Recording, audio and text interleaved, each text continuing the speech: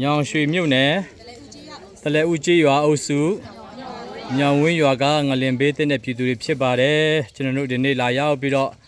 ဒါအမေရိကန်နိုင်ငံမှာရှိတဲ့ကိုထောင်ဘွိုင်းနဲ့မကင်ဘွိုင်းတို့ရဲ့အလှူကိုလာရောက်ပြီးတော့ဝေမျှပေးတာဖြစ်ပါတယ်နော်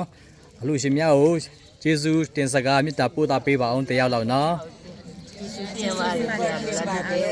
ရှင်မိသားစုများအားလုံးကျမ်းမာပါစေချမ်းသာပါစေတက်ချီကျမ်းမာစေချမ်းသာလူရဆန္ဒပြေဝပါစေနောက်တစ်ချိန်ကြောင်ပြန်ပြပါအောင်နော်အားလုံးညီညီလေး